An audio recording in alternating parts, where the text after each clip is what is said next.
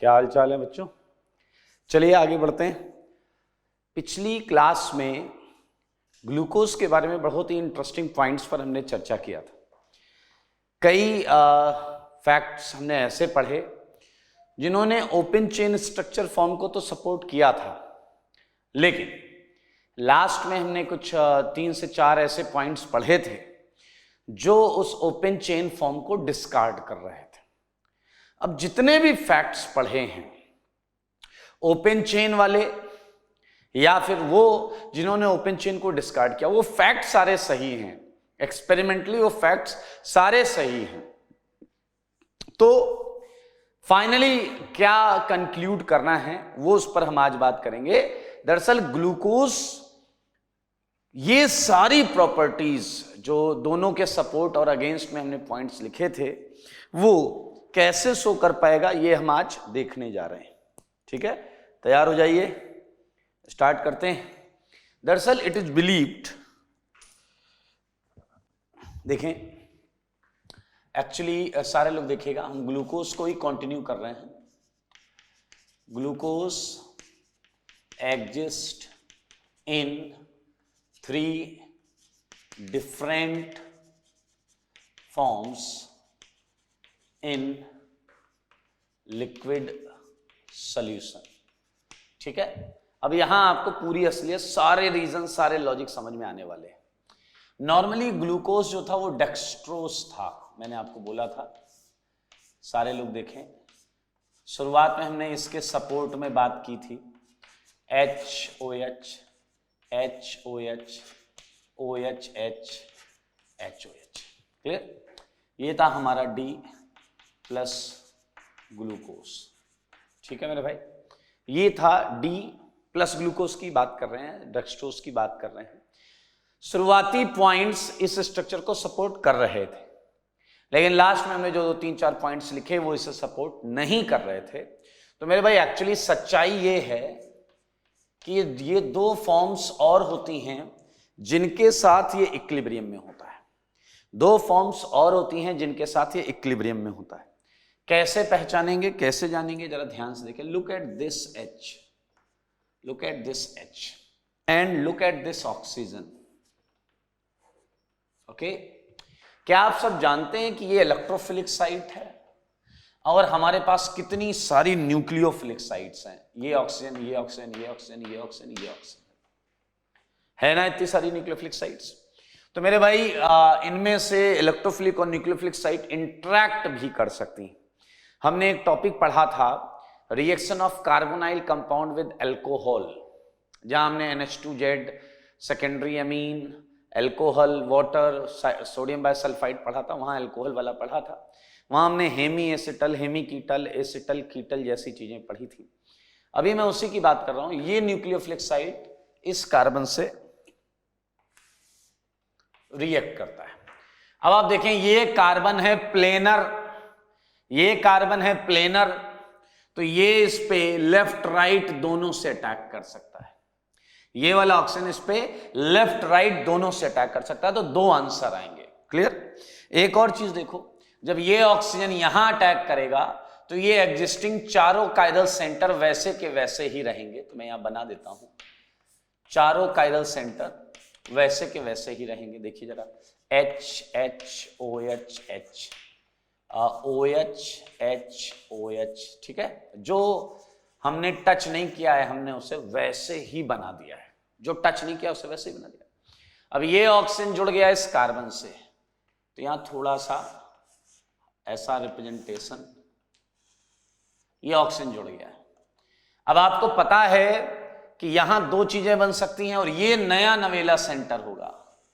बताओ, इस सेंटर पे एक H है, जब ये ऑक्सीजन अटैक करेगा ये बॉन्ड इधर घूमेगी, इस ऊपर माइनस आएगा, इस ऊपर प्लस आया होगा, इस वाले पर इसने इलेक्ट्रॉन दिया है इसलिए ये H छोड़ेगा, वो H ये ऑक्सीजन ले लेगा। तो मेरे भाई अब आप देख सकते हैं, आपको ये वाला H यहां मिलेगा और एक और कंपाउंड मिलेगा जिसमें आप फिर से देखें वो 4 काइरल सेंटर, पहले वाले तो वैसे ही है, पहले वाले तो वैसे ही है मेरे भाई, ये देखिए सारे लोग, ठीक है, ये नया सेंटर जनरेट हुआ है और इस नए सेंटर पे OH इधर भी हो सकता है। This is your that hydrogen. सारे लोग देख सकते हैं। मैं इस नए कायरल सेंटर वाली लाइन को इससे बना देता हूं। ये नई जनरेट हुई है, ये नया जनरेट हुआ है। अब आप में से कई लोगों के मन में डाउट आएगा, यही वाला अल्कोहल क्यों लिया, नीचे वाला क्यों नहीं लिया, ऊपर वाला क्यों नहीं लिया, उसके ऊपर वाला क्यों नहीं लिया, उसके ऊपर वाला क्यों नहीं लिया। मेरे भाई आप देख सकते हैं 6 मेंबर्ड कंपाउंड है ये, 1 2 3 4 5 और ये 6, ये 6 की रिंग है। जो मैंने पिछली क्लास में बोला था पायरन साइक्लिक फॉर्म है, पायरनोज फॉर्म बोलेंगे इसे। तो ये है सच्चाई, ये डी ग्लूकोज, ये किसकी फॉर्म, ये किसकी फॉर्म। आपकी जानकारी के लिए मैं बता दूं, इसे हम बोलते हैं अल्फा डी प्लस ग्लूकोज, ये देखें। और ये है आपका बीटा डी प्लस ग्लूकोज। ये है सच्चाई। अब धीरे धीरे परतें खुलेंगी, धीरे धीरे राज खुलेंगे कि कैसे वो सारे पॉइंट्स, सिप्स क्यों नहीं होता था, अमोनिया क्यों नहीं रिएक्शन करता था, ये सारी बातों पर हम बात करने वाले हैं, ठीक है। आइए बहुत ध्यान से सुनिए। क्या आपने नोटिस किया है, मैं इन्हें कुछ नाम दे देता हूं। ये है 1, ये है 2 और ये है 3। तो अगर आप ध्यान से देखें पॉइंट, एक एक पॉइंट को, तो 1 और 2 की अगर हम बात करें, 1 और 2, या फिर बात की जाए 2 और 3 की, तो इनमें रिलेशन क्या है, साफ साफ देखा जा सकता है। ये और ये स्ट्रक्चरल आइसोमर्स हैं, ये और ये क्या है, स्ट्रक्चरल आइसोमर्स। एक ओपन चेन, एक साइक्लिक। बताओ ऐसे स्ट्रक्चरल आइसोमर को क्या बोलते थे मेरे भाई, जिसमें एक में ओपन चेन हो, एक में रिंग हो? रिंग चेन बोलते थे। क्या बोलते थे मेरे भाई? Ring chain, ring chain. और क्या आपने ये देखा कि ये हाइड्रोजन 2 एटम के बीच में ऑसिलेट कर रहा है, तो हम इसे इन जनरल बोल सकते हैं रिंग चेन टॉटोमर। 1 2 की बात करें या 2 3 की बात करें, ये हो गए रिंग चेन टॉटोमर, ठीक है, दिख भी रहे हैं रिंग चेन टॉटोमर। लेकिन अगर हम बात करते हैं जनाब 1 और 3 की, 1 और 3 की, तो 1 और 3 स्टीरियो आइसोमर्स हैं। अब आपको बताना है कौन से ये हैं स्टीरियो आइसोमर्स। मेरे भाई क्या आप जानते हो ये डायस्टीरियोमर्स हैं, डायस्टीरियोमर्स। और क्या आप और अच्छा जानते हो, डायस्टीरियोमर्स की एक खास टाइप जिसमें एक ही सेंटर पर कॉन्फ़िगरेशन चेंज होता था मेरे भाई, उसको हम बोलते थे एपीमर, एपीमर। और एक खास टाइप का एपीमर जिसमें, ध्यान से सुना, एक खास, पहले बात देखो, स्टीरियो आइसोमर तो दिख रहे हैं, का optical isomers and molecular formula same है, structural formula same. Why diastereomers? They are non mirror images, they are diastereomers. Why epimers? इन दोनों में केवल एक ही सेंटर पर चेंज है। जब ऐसा होता है डायस्टीरियोमर्स जिनके एक ही सेंटर पर चेंज होता है, उन्हें हम एपीमर बोलते हैं। लेकिन कुछ खास एपीमर को हम एनोमर बोलते हैं, कुछ खास एपीमर को हम बोलते हैं एनोमर। सारे लोग देखें तो ये दोनों एक्चुअली एनोमर बोले जाते हैं। कौन से होते हैं एनोमर? ऐसे एपीमर, ऐसे एपीमर जो एक ही ओपन चेन कंपाउंड से बने हों, एक ही ओपन चेन से बने हों, उन्हें एनोमर का नाम दिया जाता है। अब मेरे भाई एक प्रश्न मैं यहां अगर आपसे पूछूं, अगर ये क्वेश्चन पूछ लिया जाए that alpha and beta is related as, और ऑप्शन में ये ए ऑप्शन हो, ये बी हो, ये सी हो और ये डी हो, तो मेरे भाई स्पेसिफिकली आपको एनोमर लगाना है। स्पेसिफिकली आपको क्या लगाना है? एनोमर। समझ में आया? हेलो, स्पेसिफिक चीज बताइए। अब आपके घर अगर आपके चाचा जी मिलने आए हैं आपसे, उन्होंने डोरबेल बजाई और आपने गेट खोला और अंदर आपके बापू ने पूछा कौन आया है, तो मेरे भाई स्टीरियो आइसोमर बोलना ऐसा होगा जैसे आप बोलेंगे एक मनुष्य आया है। डायस्ट्रोमर बोलना ऐसा होगा जैसे 2 हाथ 2 पैर आए हैं। अरे सीधा सीधा बोलो ना यार, चाचा आए, स्पेसिफिक वाले छोटे वाले चाचा हैं। तो ये clear cut, crystal clear cut है, alpha and beta is related as, मतलब आपको एनोमर लगाना चाहिए, ठीक है, एनोमर लगाने पर ही नंबर मिलेगा। फिलहाल तो हमने इनके रिलेशन के बारे में जान लिया, ये 3 फॉर्म्स में एग्जिस्ट करते हैं, ये भी जान लिया। आप करेंगे एक बेहद इंटरेस्टिंग बात, ये डिजाइन देखने में थोड़ी अजीब सी लग रही है, तो हम इसे थोड़ा सुंदर तरीके से बनाएंगे, ठीक है। ये अल्फा और बीटा को मेरे भाई सारे लोग देखें, सारे देखिएगा।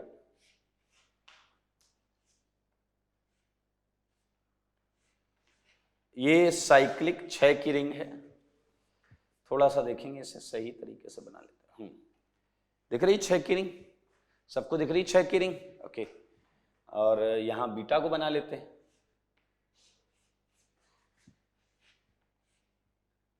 ये देखिए, ठीक है, इसे थोड़ा और अच्छा कर लेते हैं। हाँ मेरे भाई 6 की रिंग है, ये तो सबको दिख रहा है। मैं आपको बता रहा हूं एक तरीका जिससे आप ये इससे डायरेक्टली बना सकते हो। कैसे मेरे भाई, आपको ऑप्टिकल आइसोमेरिज्म में रेक्टस सिनिस्टर R और S निकालना आता है। अगर आप वो R और S निकाल सकते हैं तो इस नंबर 1 पर जाइए और यहां R और S निकालिए इस जगह पर, और वही लाकर यहां बना दीजिए, यहां लाकर वही बना दीजिए। तो मेरे भाई एक बात, जब आप ऐसा बनाएंगे, मैच कराएंगे, तो यहां OH आएगा। सारे देखो, यहां OH आएगा। अब एक OH आ गया, दूसरा वाला OH सेम साइड है, दूसरा वाला OH सेम साइड है। ये देखो दूसरा भी बन गया, दिख रहा है ना सबको। हाँ, अगला वाला अपोजिट है, ये अगला अपोजिट है भाई साहब, देख ले, उसका अगला भी अपोजिट है। देख लिया आपने, सारे OH देख लिए। लास्ट वाले पर फिर आपको RS निकालना पड़ेगा और उसके हिसाब से CH2OH की पोजीशन आप चेक कर लीजिएगा। एंड मजेदार चीज क्या है, ये CH2OH आपको अप मिलेगा जब आप RS से इसे चेक करेंगे। ये CH2OH, ये है आपका alpha D gluco, alpha D plus glucopyranose. ये अब इसका नामकरण भी करेंगे। Why pyran word, because 6 member ring containing oxygen, heterocyclic ring. अब बताओ, ये बनाना और आसान है क्योंकि इन दोनों में केवल 1 पर ही डिफरेंस है, केवल 1 पर डिफरेंस है। इसके 1 पर OH नीचे है तो इसके 1 पर OH ऊपर होगा, बाकी सब वैसे ही बना दो।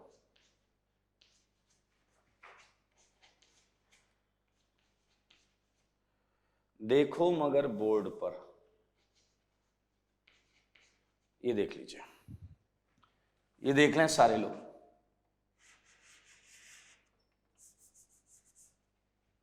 ये है बीटा डी ग्लूकोपायरनोस, किसी को कोई दिक्कत नहीं।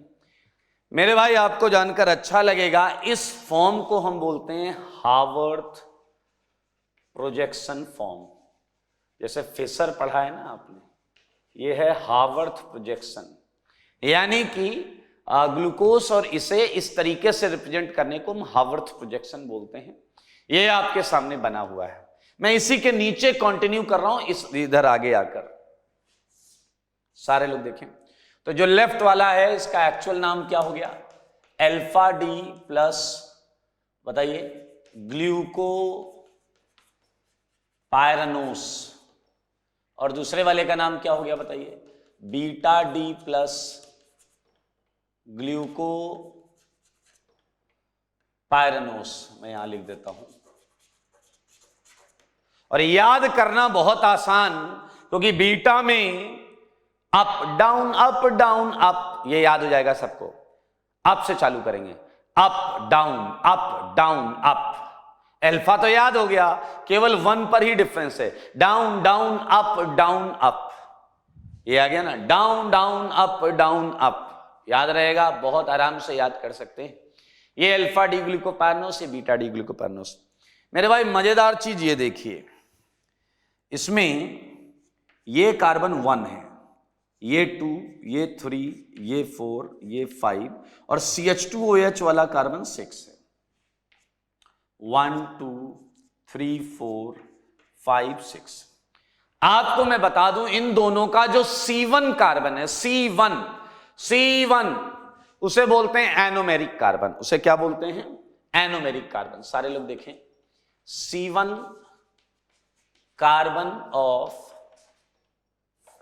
Carbon of alpha and beta, सही है, is known as anomeric carbon, is known as anomeric carbon. बहुत इंपॉर्टेंट पॉइंट है मेरे भाई, मैं चाहूंगा कि इस पे आपकी विशेष कृपा रहे। ये एनोमेरिक कार्बन है, ये एनोमेरिक कार्बन है। अगर मैं आपसे पूछता हूं कि अल्फा डी ग्लूकोपैरानोस जो आपने अभी अभी देखा, इसके अंदर कौन कौन से फंक्शनल ग्रुप हैं, तो मेरे भाई इसके अंदर फंक्शनल ग्रुप्स अगर मैं आपसे पूछता हूं तो सच सच बताओ, फंक्शनल ग्रुप सारे लोग देखो इसके अंदर कौन कौन से हैं। देखिए अल्कोहल तो सबको दिख रहा है, अल्कोहल दिख रहा है सबको, वेरी गुड। तो एक फंक्शनल ग्रुप क्या हो गया बताइए? OH, अल्कोहल हो गया। क्या दूसरा फंक्शनल ग्रुप देख पा रहे हो? सारे देखो, look at this segment including this ring oxygen,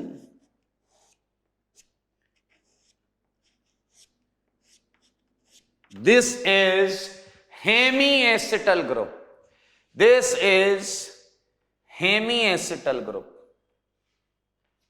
ये सबको देखना है। हेमीएसिटल क्या है ये हमने पढ़ा हुआ है। एक तो ये ग्रुप है, दूसरा है हेमी एसिटल ग्रुप, ये अल्फा के अंदर है। और अगर आप ध्यान दें तो बीटा के अंदर भी फंक्शनल ग्रुप कौन से हैं? बीटा के अंदर फंक्शनल ग्रुप कौन से हैं बोलो ना? OH एंड फिर से यार हेमी एसिटल।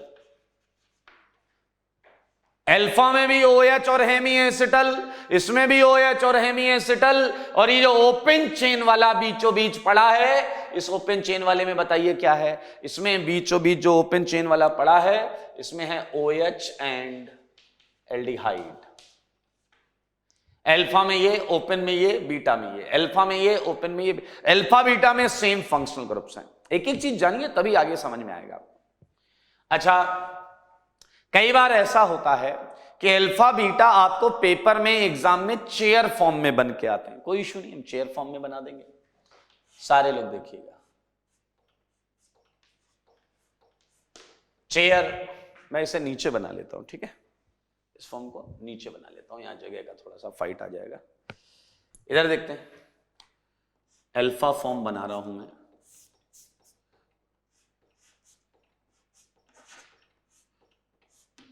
ठीक है, सारे लोग देख रहे हैं, बहुत मजेदार है मेरे भाई, बहुत। आप बताइए जरा, इसमें अल्फा बनाते हैं। OH 1 पर क्या है? नीचे, ये है 1 पर OH क्या हो गया बताइए जरा? नीचे। फिर अगला OH क्या है?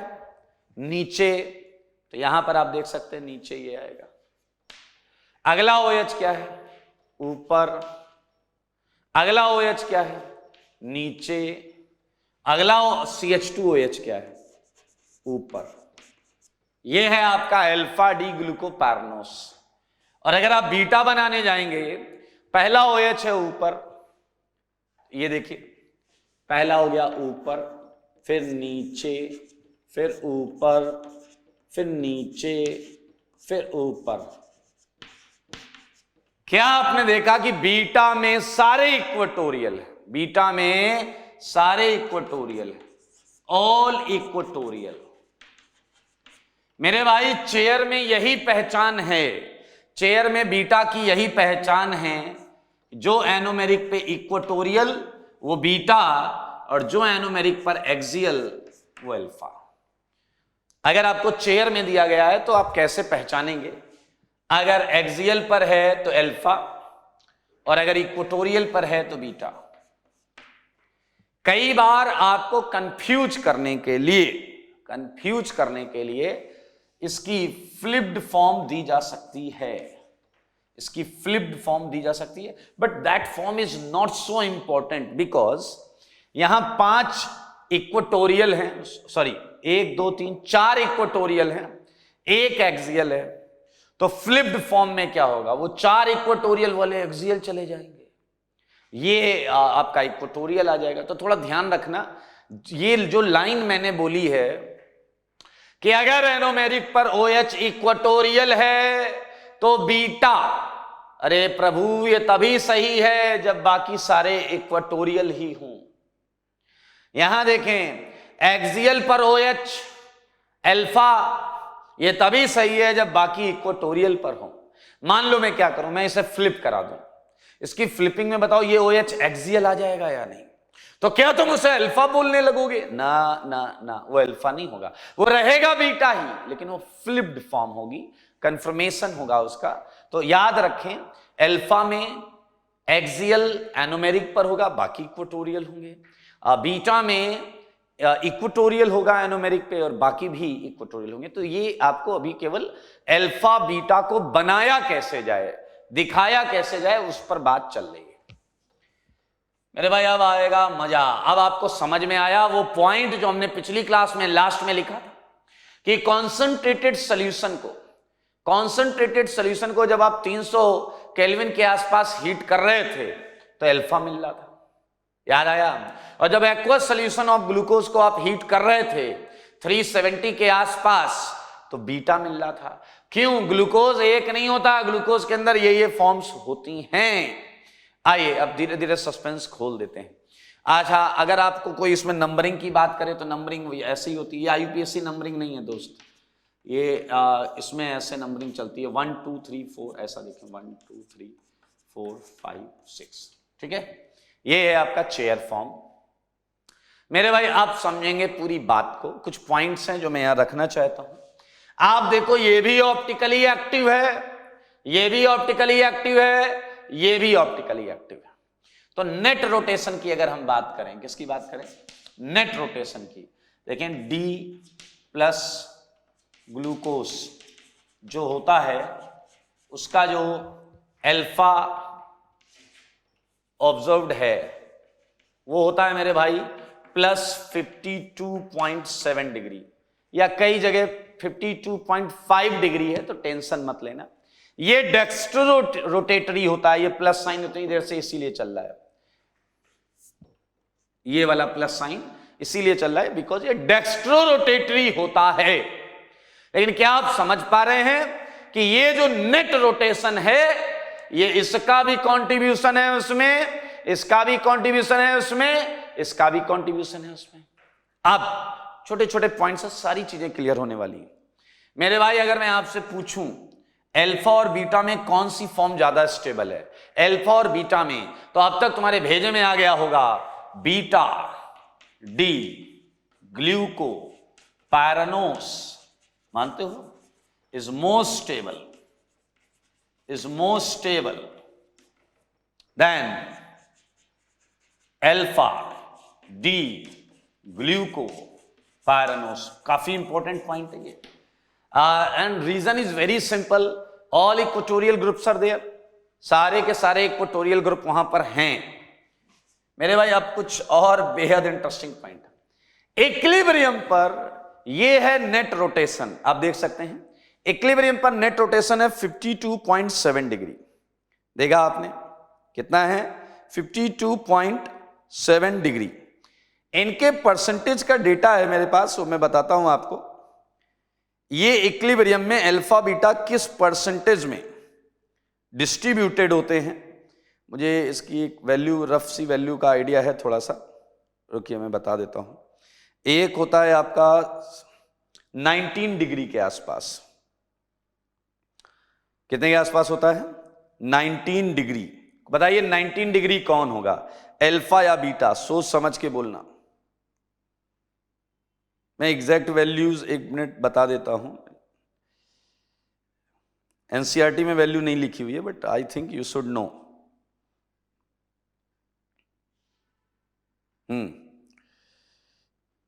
आइए, okay, 19 degree is not actually percentage. मैं यहां पर दो बातें और लिखूंगा, सारे लोग देखिएगा। अल्फा वाला जो है वो भी ऑप्टिकली एक्टिव है, बीटा वाला जो है वो भी ऑप्टिकली एक्टिव है।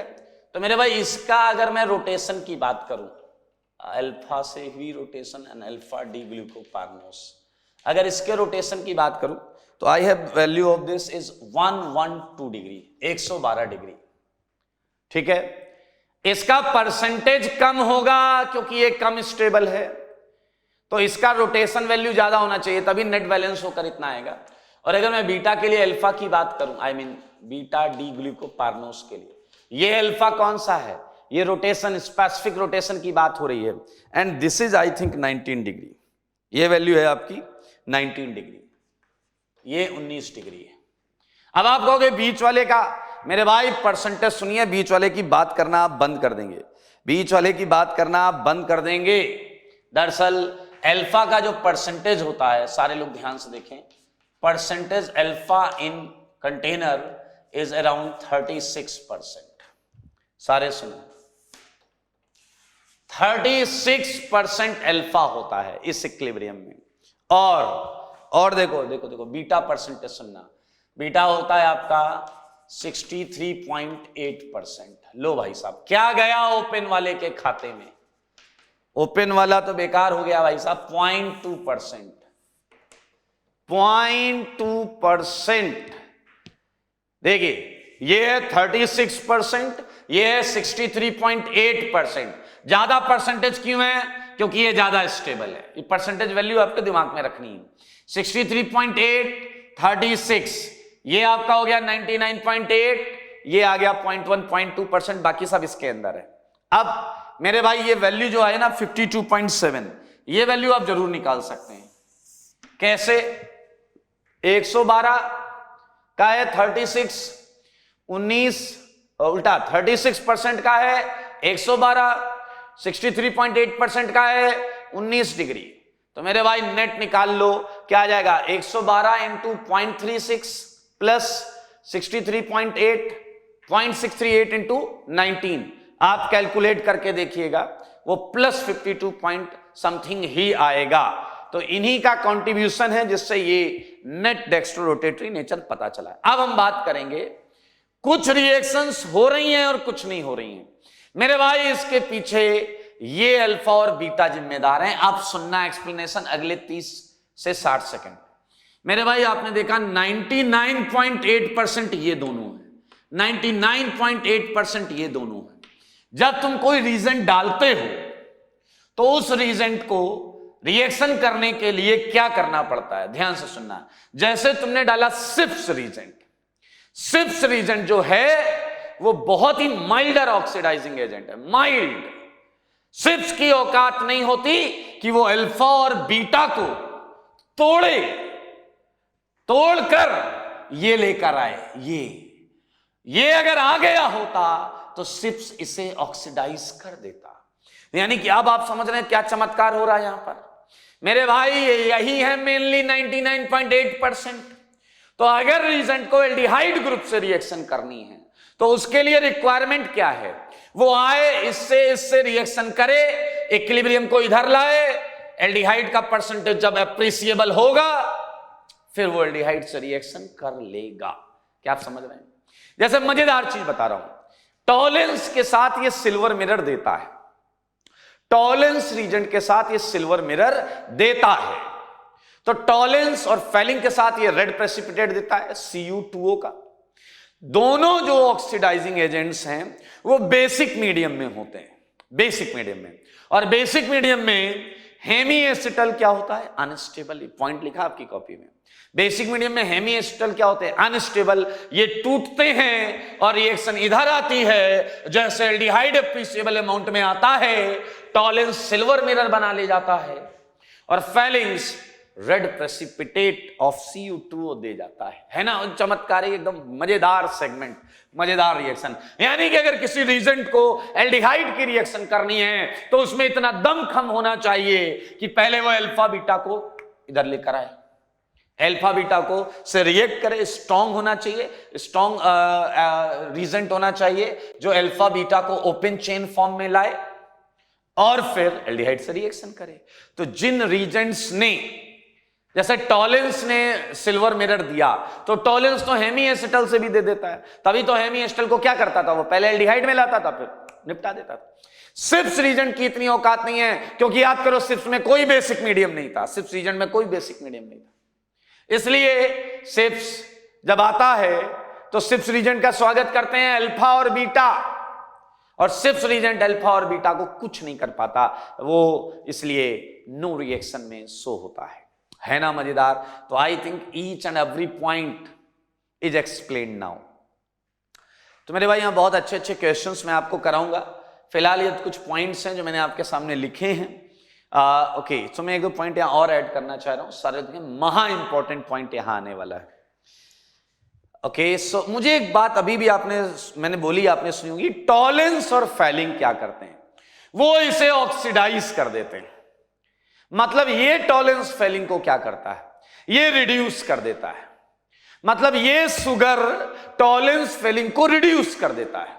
दैट्स वाई इसे बोलते हैं रिड्यूसिंग शुगर। इसे क्या बोलते हैं, रिड्यूसिंग शुगर। सारे सुन लो रिड्यूसिंग शुगर का क्या मतलब है।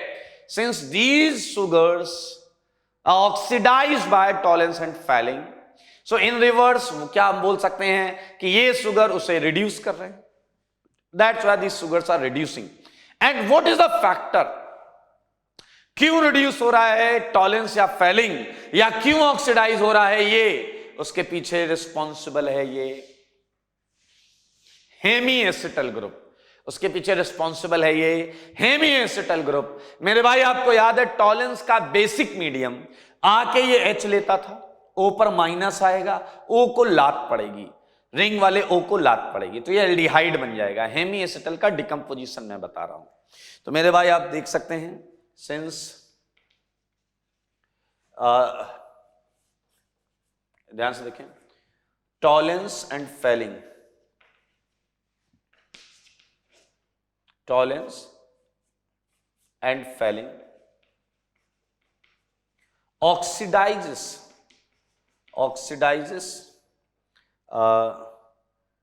glucose ion, glucose, hence glucose is known as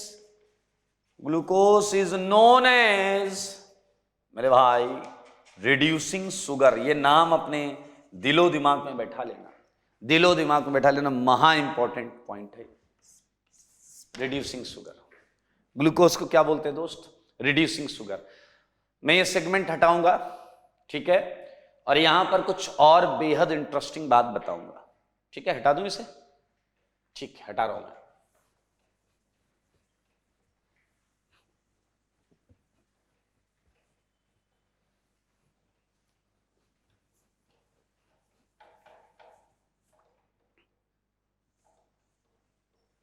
देखिएगा बहुत मजेदार चीज है। अब यहां पर आईटी क्वेश्चंस कैसे बनाता है, वो आपको कई सारी शुगर दे देगा और आपसे पूछेगा बताओ कौन सी रिड्यूसिंग है।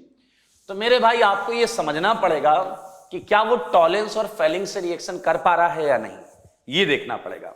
और टॉलेंस और फैलिंग शुगर में जाकर क्या ढूंढते हैं, सो दैट वो रिड्यूस हो सके या वो शुगर को ऑक्सीडाइज कर सके। ये भी एक इंपॉर्टेंट पॉइंट, आइए मैं बताता हूं। सारे लोग देखें, महा important point, presence of Hemy acetal, ठीक है, सेगमेंट। अच्छा बताओ ये हेमी एसिटल सेगमेंट किस नंबर के कार्बन पर मौजूद था, ये आप लोग बताइए। Presence of Hemy acetal segment at, बोलो बोलो बोलो, सारे बोलो, C1। C1, और आप ऐसे ही बोल सकते हैं एनोमेरिक कार्बन। क्या बोल सकते हैं, एनोमेरिक कार्बन ही रिस्पॉन्सिबल होता है शुगर के रिड्यूसिंग होने का। Is responsible for reducing tendency of sugar, for reducing tendency of sugar. मेरे भाई, क्योंकि टॉलेंस और फेलिंग हेमी एसिटल को ही तोड़कर एल्डिहाइड में ले जाएंगे। सोचो जरा, अगर मैं किसी रिएक्शन से इनके हेमी एसिटल ग्रुप को एसिटल कर दूं, एसिटल, तो अब सोचिए क्या जो बनेगा एसिटल वाला शुगर, जो भी कंपाउंड बनेगा, क्या वो रिड्यूसिंग होगा या नहीं। याद रखना, एसिटल बेसिक मीडियम में महा स्टेबल होता था और उसे तोड़ पाना हंसी खेल नहीं था। तो मेरे भाई, अगर हेमी एसिटल ग्रुप एसिटल हो गया तो वो रिड्यूसिंग नहीं रहेगा। ये मजेदार चीज है, आप देख सकते हैं। मैंने यहां बोला है presence of Hemy acetal group, ये बहुत इंपॉर्टेंट पॉइंट है, इज रिस्पॉन्सिबल, ठीक है, for reducing tendency of sugar. सही है, टेंडेंसी गंदा लग रहा है, नेचर लिख देते हैं, रिड्यूसिंग नेचर ऑफ शुगर, बहुत इंपॉर्टेंट, महा इंपॉर्टेंट। एक छोटा सा एग्जांपल देता हूं मैं आपके मुंह पे, देखो देखो, हावर्थ बना है, हावर्थ, कोई भी बना लो। अच्छा, आप सारे लोग एक मजेदार चीज देखना, सारे लोग एक मजेदार चीज देखना, OH, बताओ मैंने अल्फा बनाया या बीटा बनाया, बताओ बताओ, अल्फा है या बीटा। अब आप कहोगे अरे यहां तो बनाओ तभी तो बताएंगे अल्फा है या बीटा, ऐसे बनाओगे तो अल्फा, ऐसे बनाओगे तो बीटा। बिल्कुल सही बात है, बिल्कुल सही बात है मेरे भाई, ना मैं ऐसे बनाऊंगा ना मैं वैसे बनाऊंगा, कई बार आपको ये ऐसे दिखेगा। मेरे भाई, इसको आप बोल सकते हैं नागिन बॉन्ड। ये बॉन्ड वेज बॉन्ड और डैश बॉन्ड नहीं है, इसका मतलब होता है वेरिएबल बॉन्ड, इसका मतलब होता है वेरिएबल बॉन्ड, यानी कि अल्फा भी हो सकता है आपका कंपाउंड और ये बीटा भी हो सकता है, अल्फा या बीटा में से कुछ भी हो सकता है, लेकिन हेमी एसिटल तो है मेरे भाई, हेमी एसिटल तो है। आप देखो, this segment is Hemy acetal, ठीक है। तो अगर मैं किसी रिएक्शन के माध्यम से, सारे लोग देखिएगा, ये OH, ये OH, ये OH, अगर इस OH को OCH3 में बदल दूं तो क्या आप देख पाए हैं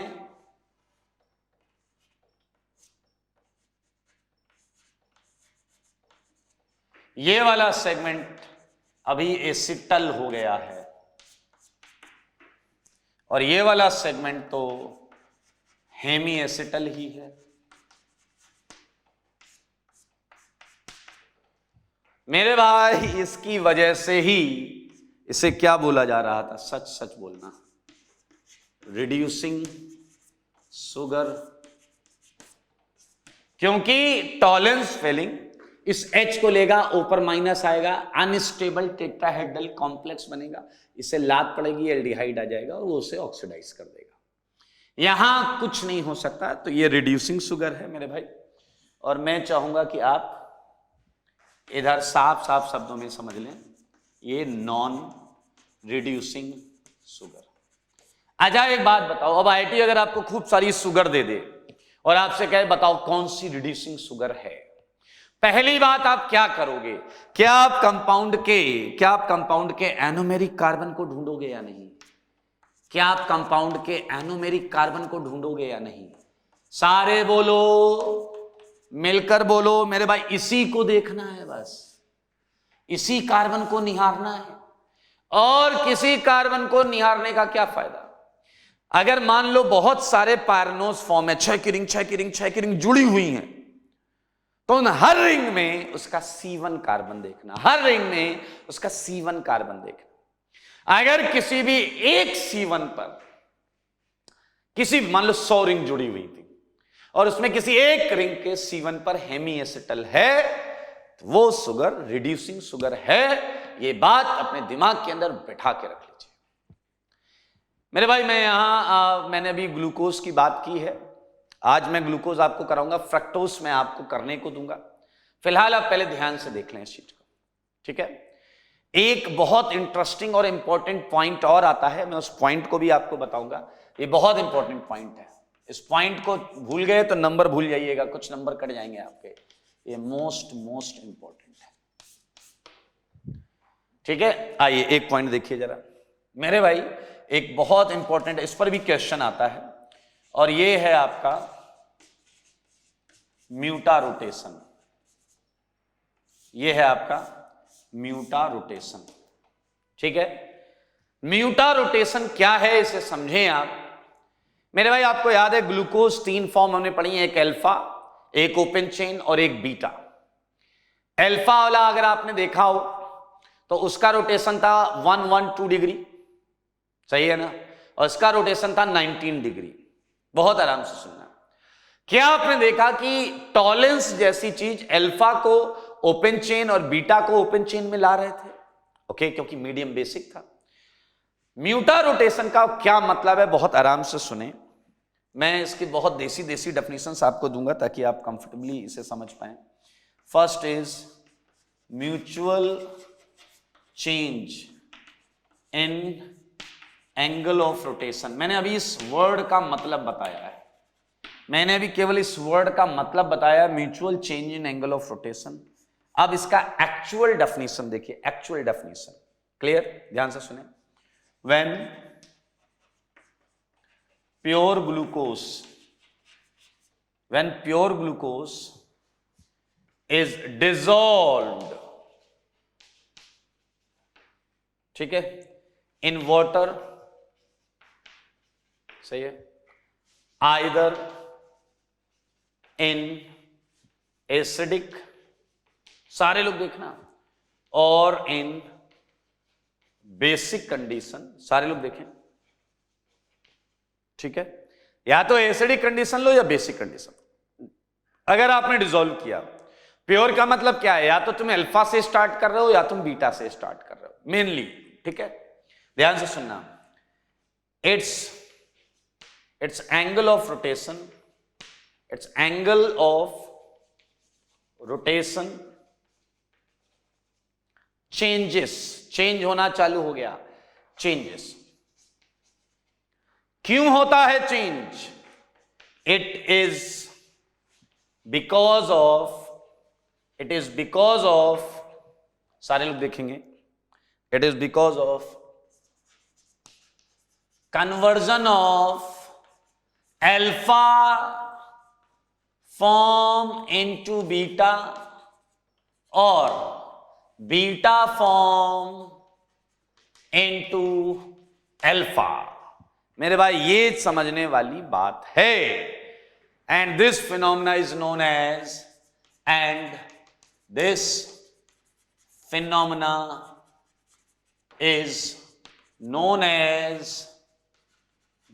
as म्यूटा रोटेशन। सारे लोग देखेंगे, सारे देखो ध्यान से, मैं आपको देता हूं, हावर्थ बना लो, चेयर बना लो, कुछ भी बना लो, कोई फर्क नहीं पड़ता, दोनों बस रिप्रेजेंट करने के तरीके हैं। ये अल्फा है, ये अल्फा फॉर्म है, ठीक है, अल्फा फॉर्म। और बहुत इंपॉर्टेंट पॉइंट है, इसमें ध्यान से देखना, या तो आप H+ लें या आप OH- लें, आपको क्या मिलता है?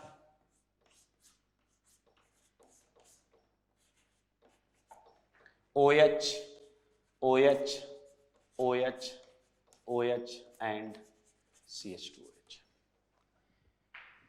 तो मेरे भाई ये देख सकते हैं, अल्फा फॉर्म थी और ये बीटा फॉर्म थी। खैर ये तो मैं शुरू से बोल रहा हूं भैया, अल्फा बीटा ओपन चेन सब इक्विलिब्रियम में, तो कन्वर्ट तो हो ही सकते हैं। ये है mutual change in angle of rotation. अगर आप जानना चाहते हैं कि सर थोड़ा सा ये गया कैसे होगा, उस पर थोड़ी वार्तालाप हो जाए, तो मैं आपको बेसिक मीडियम का बता देता हूं, एसिडिक मीडियम का आप घर में ट्राई कर लेना, ठीक है। आइए लुक एट बोर्ड, ये है OH, ये है OH, ये है OH, ये है OH और ये है CH2H। इन बेसिक कंडीशन बेस ये H लेकर जाएगा, सही है। याद करो टॉलेंस वाला काम, टॉलेंस में बेसिक मीडियम होता है, ले गया वो H, ले गया वो H। अगर वो H ले गया तो आपको जो चीज मिली है, क्या वो एक अनस्टेबल टेट्राहेड्रल कॉम्प्लेक्स है या नहीं? सारे बोलो, अनस्टेबल टेट्राहेड्रल कॉम्प्लेक्स। और सच बताओ, क्या ये अनस्टेबल टेट्राहेड्रल कॉम्प्लेक्स टूट जाएगा या नहीं? सारे देखो भाई। और अगर ये टूट जाएगा तो क्या मिलेगा आपको?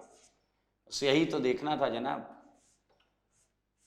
सारे देखिए, ये OH, ये OH, ये CH2OH, ये OH, ये एल्डिहाइड मिला या नहीं मिला? बताओ, ये एल्डिहाइड मिला या नहीं? प्लस माइनस बॉन्ड आ जाएगी। अच्छा, अब बताइए, क्या इस सिंगल बॉन्ड के लॉन्ग रोटेशन हो सकता है? क्या इस सिंगल बॉन्ड के लॉन्ग रोटेशन हो सकता है? हाँ जी, बिल्कुल हो सकता है। और अगर ये रोटेट हो सकता है तो आप सारे लोग देख सकते हैं O-, और ये रोटेट होने के बाद ये कार्बोनाइल ग्रुप, एक मिनट, ऐसा है, ऐसा हो जाएगा नीचे से ऊपर की तरफ। बाकी ग्रुप आप लगा लो, OH, OH, OH and CH2H। मेरे भाई O- जैसे खुला था वैसे इस कार्बन पे अटैक कर सकता है, और अगर वैसे वो इस कार्बन पे अटैक भी कर सकता है तो मेरे भाई बीटा तक पहुंच चुके हो बेटा।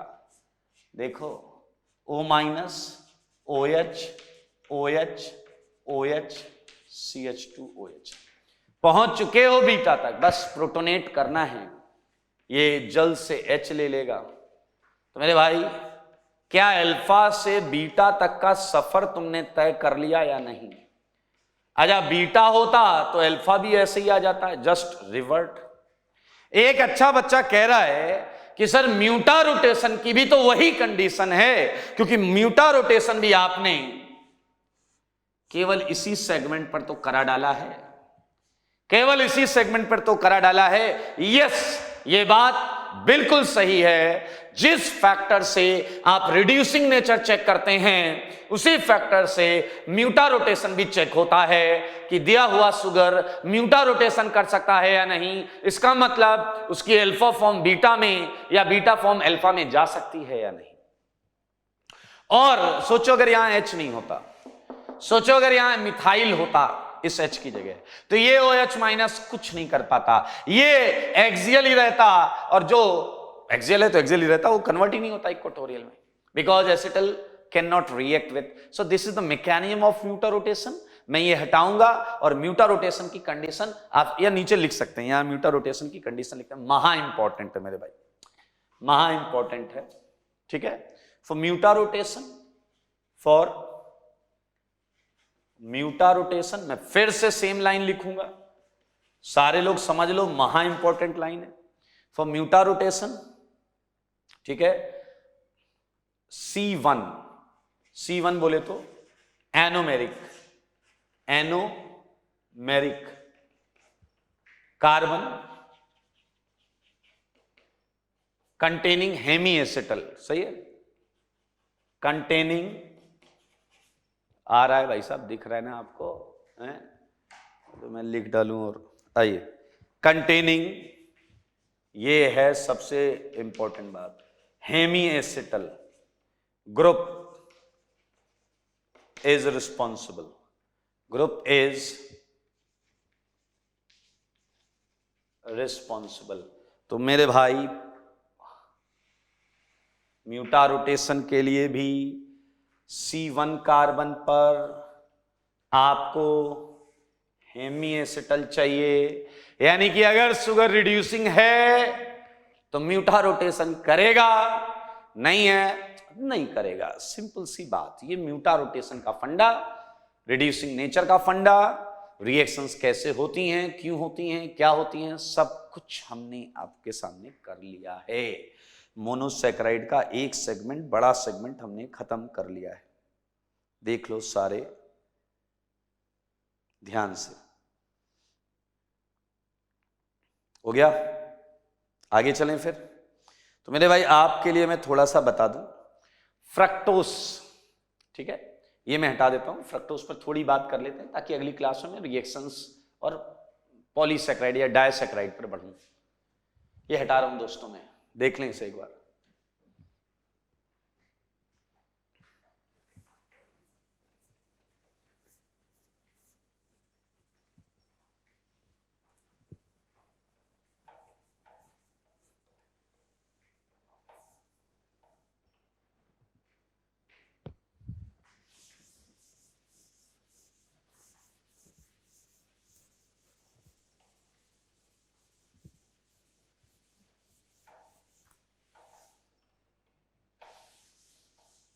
चलें, ओके।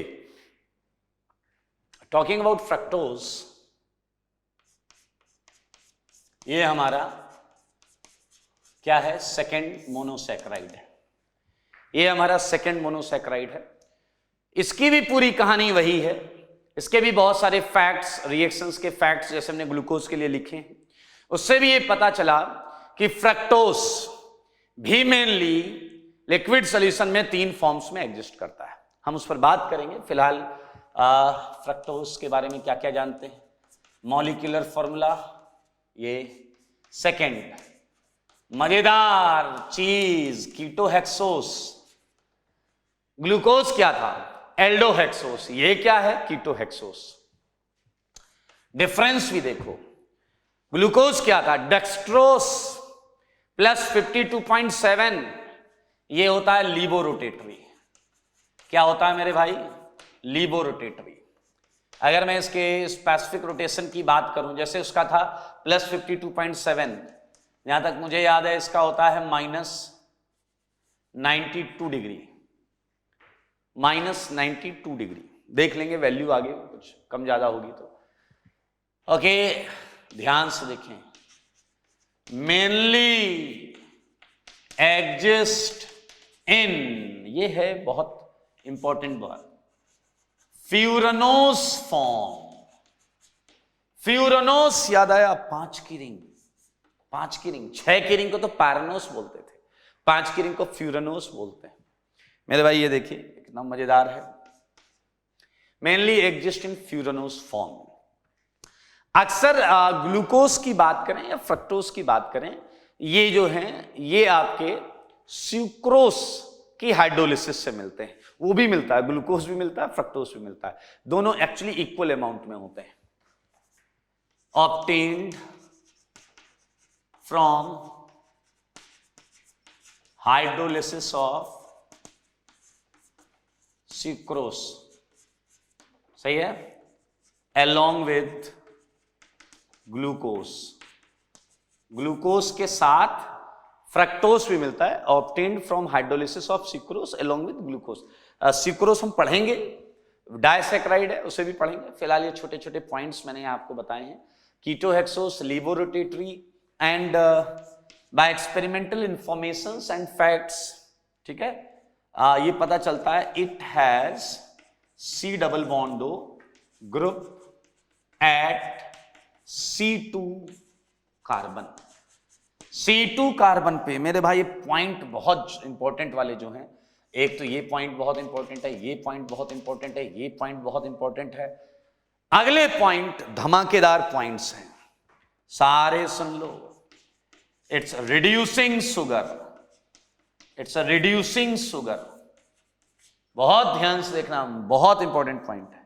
और अगर ये रिड्यूसिंग शुगर है तो म्यूटा रोटेशन तो कोई रोक नहीं सकता। It shows mutarotation, mutarotation. मैं चाहूंगा कि आप कुछ भी हो जाए, लेकिन ये पॉइंट्स जो हैं इनसे आप का ध्यान हटना नहीं चाहिए।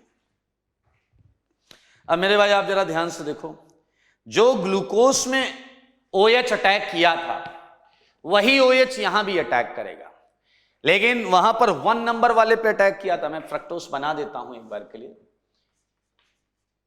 ये ओपन चेन फॉर्म जो फ्रक्टोज की सोची गई, CH2OH। नीचे वाले तीनों बिल्कुल ग्लूकोज की तरह हैं, ये तीनों कायरल सेंटर, तीनों कायरल सेंटर बिल्कुल ग्लूकोज की तरह।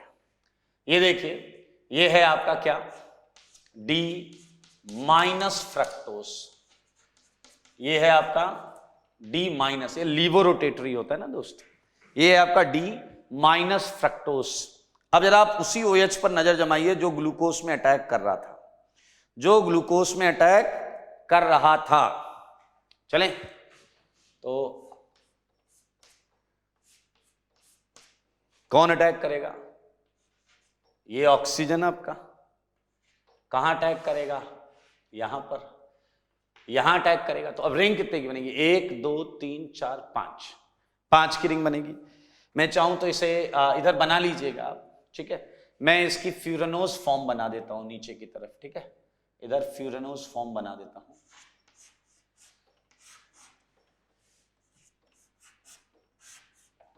ठीक है, सारे लोग देख लें।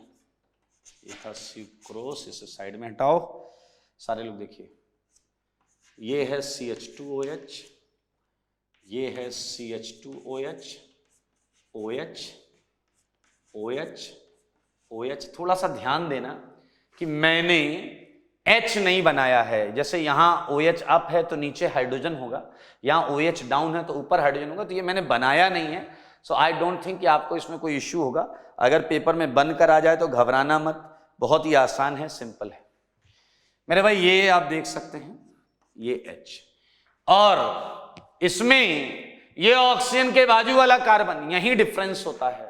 तो यहां हो जाएगा OH ऊपर, CH2OH नीचे, बाकी सब सेम रहेंगे। सारे देखो, बोर्ड पर देखो, ये CH2OH, ये H। ये है आपका क्या? Alpha D minus fructofuranose, furan Y 5 की रिंग है। ये है आपका बीटा D फ्रक्टो फ्यूरानोस। मजेदार चीज क्या है, थोड़ा सा ध्यान देने वाली चीज है इसमें। अगर हमें कभी नंबर करना हो तो ये 1, ये 2, ये 3, ये 4, ये 5, ये 6, 1 2 3 4 5 6।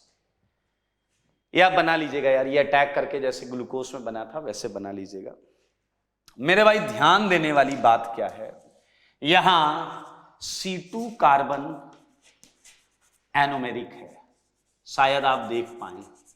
यहां C2 कार्बन एनोमेरिक है, और यहां कौन सा ग्रुप है जो रिस्पॉन्सिबल है रिड्यूसिंग नेचर और म्यूटा रोटेशन के लिए? ये बता दो आप, ये बता दो ग्रुप देख के, मान जाएंगे आपको। ये हमने किया है, टॉलरेंस फेलिंग की टेबल में बनाया है हमने।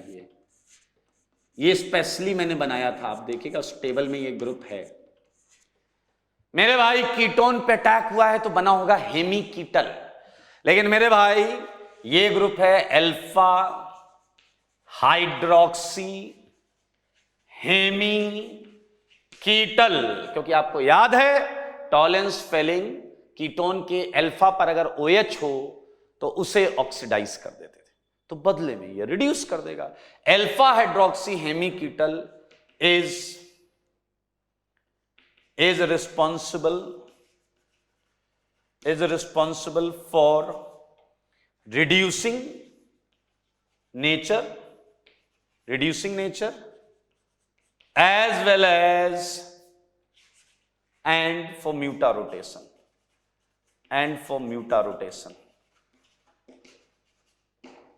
महा इंपॉर्टेंट है, महा। एक डाउट मैंने सोचा है, ऐसा देखा है कि कई बच्चे सोचते हैं अल्फा बीटा कैसे पहचाने। तो मेरे भाई आप चाहे पैरानोस हो, चाहे 6 की रिंग हो, चाहे 5 की हो, you can observe that this CH2OH, last वाला CH2OH एंड OH, ये अल्फा में ट्रांस दिखते हैं और बीटा में ये सिस दिखते हैं। Some kind of observation you can have. Okay, so मजेदार सेगमेंट है, थोड़ा सा ज्यादा डिटेल में तमीज से अच्छी तरीके से पढ़ रहे हैं, दैट्स वाई इसमें आधा एक लेक्चर एक्स्ट्रा लग रहा है, but I think it need actually requires such kind of attention and focus. ठीक है, तो इसे पढ़ते रहें, सुंदर सुंदर नोट्स बनाते रहें। अगली क्लास में हम इसकी रिएक्शंस करके करेंगे डाइसैकेराइड एंड पॉलीसैकेराइड। ठीक है, नेक्स्ट क्लास में हम विटामिन और न्यूक्लिक एसिड RNA DNA करेंगे। आज के लिए इतना ही, ठीक है।